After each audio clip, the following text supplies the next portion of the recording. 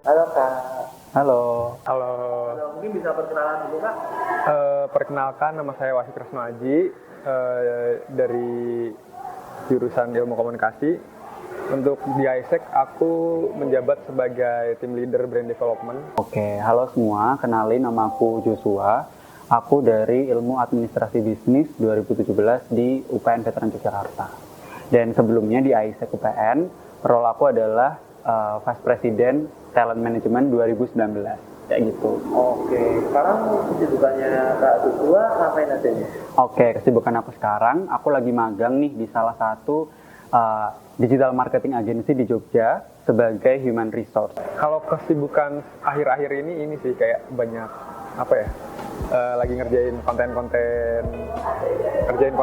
video, paling kayak iklan-iklan hotel, company profile, sama ya yang berkaitan dengan video lah pokoknya. Oke, bisa diceritain nggak Kak dulu awal masuk ISEC itu gimana ceritanya gitu?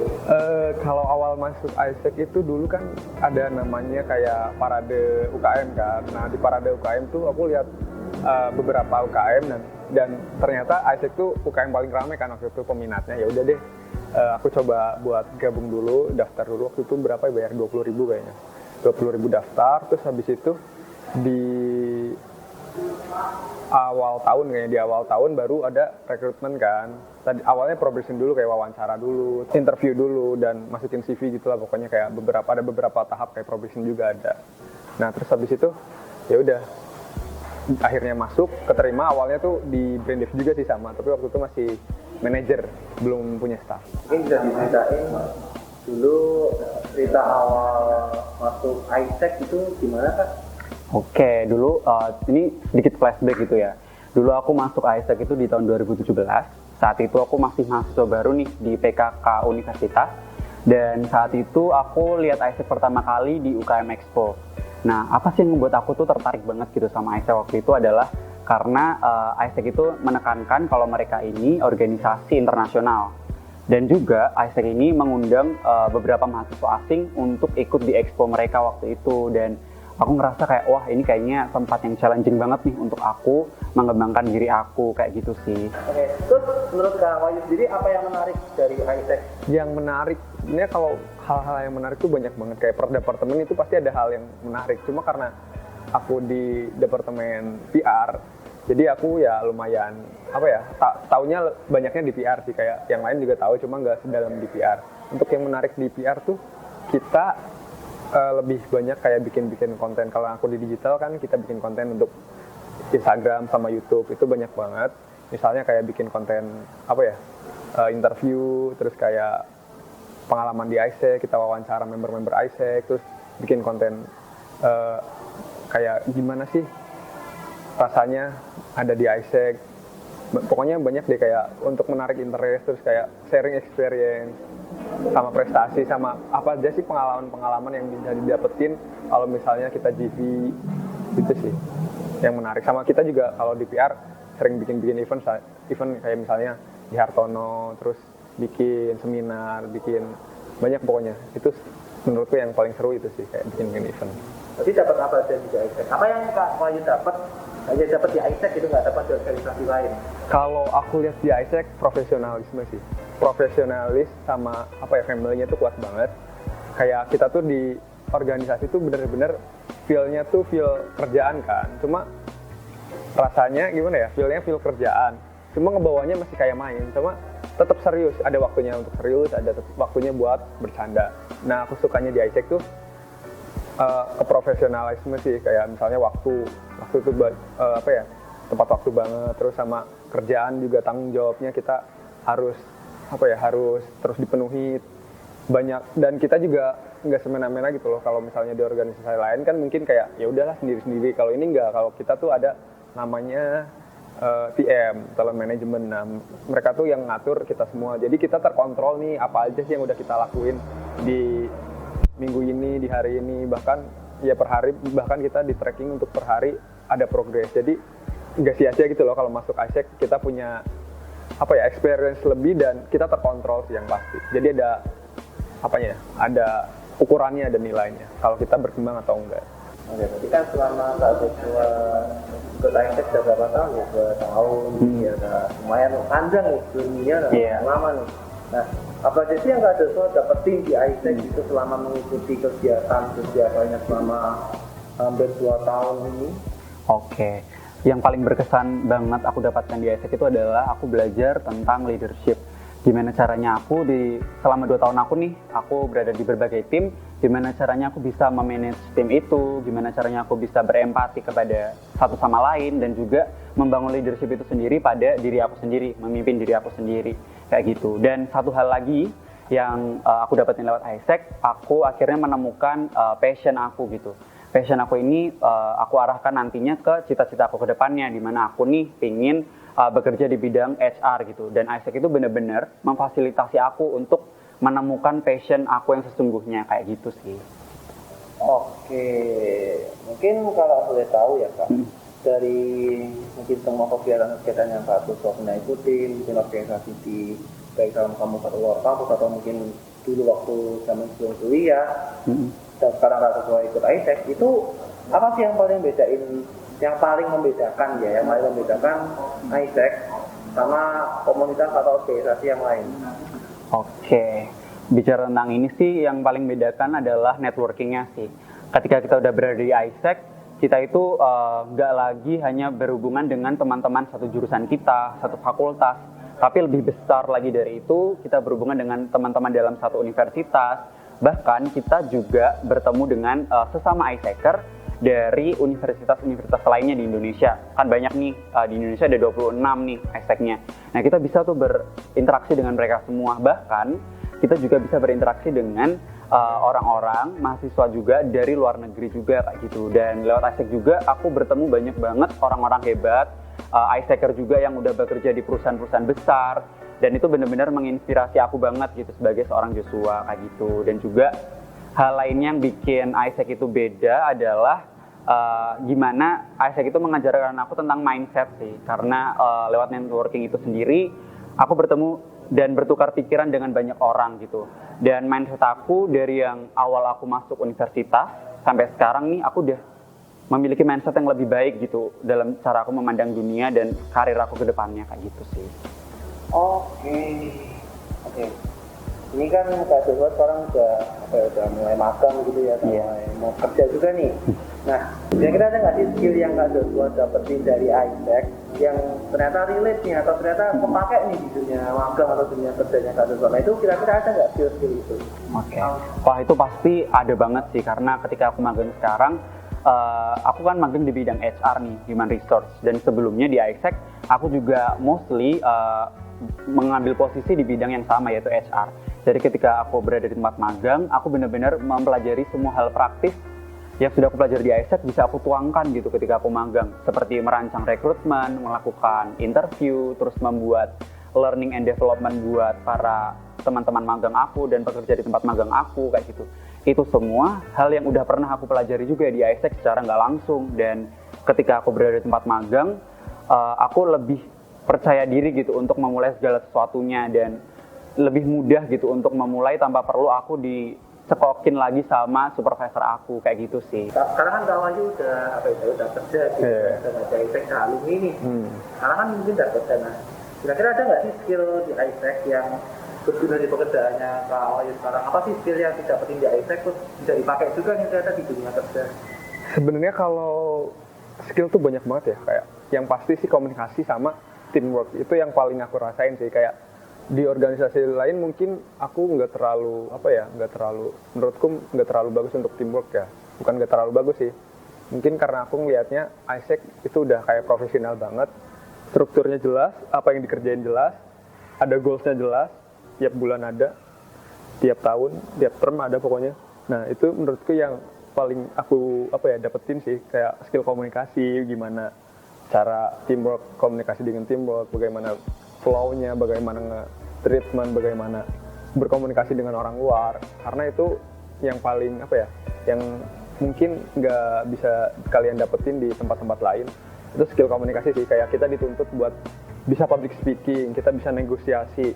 Dan itu di dunia kerja benar-benar kepake. Kayak misal aku nih meeting sama klien untuk pitching apa, buat deal-dealan, misalnya project apa, itu yang pasti komunikasi yang paling penting buat first impressionnya. Apa ya, aku udah nanya-nanya tentang perjalanannya Kak Joshua juga misalnya sama di ISEC dan mungkin juga misalnya ketika sudah tidak di ISEC lagi gitu. Kayaknya agak kurang asik ya atau kurang afdol nih kalau kita nggak main game kecil lah ya. Wah, game apa tuh? Sama Kayak ujian sama beberapa istilah-istilah yang gampang-gampang aja. Ini istilah umum lah. Ya itu kayaknya pasti pernah dengar lah. Iya, semoga aja ya mestinya. Jadi nama gamesnya ini game satu kata. Aku akan sebut satu kata, kosakata yang berkaitan dengan Isaac dulu ya. Nah, itu nanti Kak Joshua ketika aku nyebutin satu kata itu, Kak Joshua langsung sebutin aja apa yang Kak Joshua pikirin ketika mendengar kata itu. Oke. Jadi apa yang terpikirkan langsung, itu langsung itu gitu. Siap, paham. Siap ya Kak? Oke, udah siap banget nih. Semoga aja siap. Oke.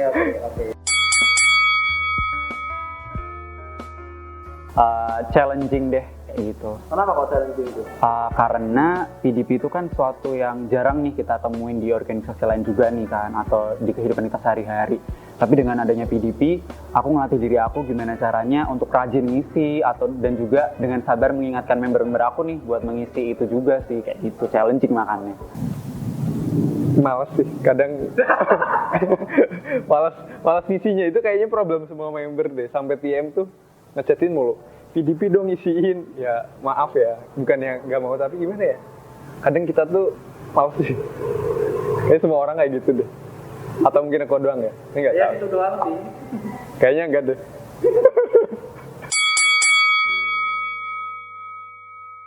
Ilmu.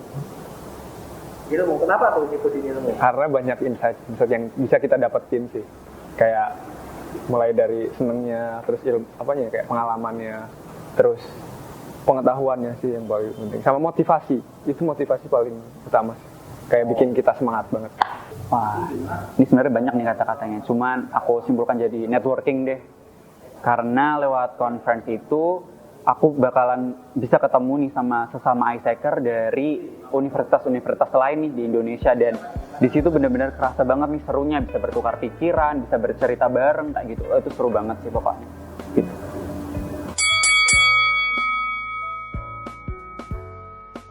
Ini nih, ya. Sugar Cube itu penuh kenangan sih. Karena gimana ya, lewat Sugar Cube aku bisa terus termotivasi gitu lewat kata-kata yang dituliskan oleh teman-teman aku lewat Sugar Cube-nya kayak gitu. Dan ketika misalnya aku merasa kurang motivasi atau merasa hilang gitu di Isaac, aku membaca Sugar Cube dan rasanya tuh kayak semangat itu balik lagi gitu ke dalam diri aku kayak gitu sih. Jadi mengingatkan aku akan kenangan-kenangan yang terjadi juga kayak gitu. Pesan singkat yang diberikan delegates ataupun sisi atau panitianya yang itu sangat berkesan banget sih, soalnya kayak personal banget, kita dapat pesan secara langsung dengan tulisan gitu loh.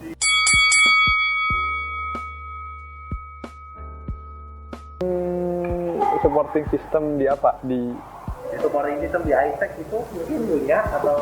Supporting system diriku sendiri sama Vivi sih mungkin. Kayak Vivi tuh menggerakkan kayak, ayo dong kerja dong gini-gini, jadi kayak apa ya, cukup ini ya, cukup kasihan melihat TV saya gitu. Jadi TV saya kepada Nuzul ya gimana ya, ini saya cuma ini doang sih, kayak pengen membantu aja sih. Supporting system itu orang-orang yang selalu ada, even di perjalanan Isaac aku selama 2 tahun gitu, nggak terlepas dari sahabat atau teman-teman, tapi supporting system itu orang yang selalu ada ketika aku ada di atas maupun aku ada di bawah gitu. Mereka selalu kasih aku feedback yang positif kayak gitu untuk mengembangkan diri aku juga. Itu sih supporting system menurut aku. Kuliah sih nomor 1. Masa? Serius. Karena aku beberapa kali kayak misalnya ada kerjaan atau ada job-job gitu, pasti kalau misalnya lagi UAS atau UTS, aku tetap ambilnya kuliah sih. Kecuali kalau hari biasa ya, kayak hari biasa masih ada jatah, masih aman, ya aku ambil kerjaan. Gak apa-apa. Pernah loh aku seminggu cabut ke Bali. Siap. Cabut. Ya nggak apa-apa, masih aman kok. Oke ya. Terus tadi nomor 1 kuliah tadi, nomor 2. Nomor 2 kerjaan dulu sih. Aku kan nggak ikut conference waktu itu sekali karena Ya konsenku. iya mohon maaf karena ya gimana ya, aku kan nyari pengalaman juga di luar itu loh. Mungkin kalau di ISEC kan conference sudah pernah ya, aku ikut loh beberapa kali conference, sering lah, lumayan lah. Cuma ya mencari experience yang lain juga sih. Berarti yang ketiga udah kita tahu lah ya. ISEC. Mungkin beda lagi kalau misalnya aku masih di ISEC. Iya. Wah, ini pertanyaan menjebak banget sih, tapi aku bakal mencoba menjawab dengan sangat bijaksana ya. Jadi aku bakal jawab urutan pertama tuh adalah kuliah. Karena tujuan aku kan emang kuliah kan, ya nggak sih? Kayak gitu kan, aku kuliah. Dan di UPN ini aku bertemu dengan ISEC gitu. Lewat UPN aku bertemu dengan ISEC. That's why aku menaruh dia di tempat kedua. Tapi lewat perjalanan aku di ISEC, akhirnya aku bisa nih punya pemahaman tentang karir ke depannya gitu. That's why aku taruh karir aku di ketiga. Jadi itu sebenarnya bukan urutan 1, 2, 3 sih, tapi lebih sebuah alur gitu sih. Jadi ketika aku berada di UPN, aku bertemu dengan ISEC, ISEC mendevelop aku, membuat aku menjadi lebih baik, sehingga aku bisa lebih siap nanti untuk karirku ke depannya. Kayak gitu sih Fasya. Lumayan diplomatis dan bijak ya. Iya dong, harus. Udah? Udah, oke cukup. Kamu nanyanya teknis banget soalnya, aku udah lupa soalnya. Thank you. Makasih Mas Wahyu. Moga-moga bisa ketemu lagi di event-event lain atau di konten-konten branded kan? Udah nggak ada branded. Udah nggak ada brand dev. Apa sekarang adanya? Karena namanya digital PR. Digital PR. Iya, moga-moga bisa ketemu lah ya nanti di Amin. konten-konten kita yang Amin, lain. amin. Oke, Sukses. terima kasih Mas. Sukses buat ISEC. Ya. Oke Kak, kayaknya udah selesai semua list pertanyaan di interview Oke, kali ini. ya. So thank you Kak Joshua udah mau gabung sama kita di konten Indonesia kali ini. And semoga next time kita bisa kolaborasi gitu. Oh iya dong, Ya. pasti. Mungkin ada pesan terakhir gitu Kak untuk teman-teman. Oke, buat teman-teman semua yang masih kepingin nih buat ikutan di ISEC, aku bener-bener rekomendasiin banget nih ISEC buat kita semua sebagai mahasiswa, karena ISEC itu adalah bener-bener tempat kita untuk belajar segala macam hal gitu.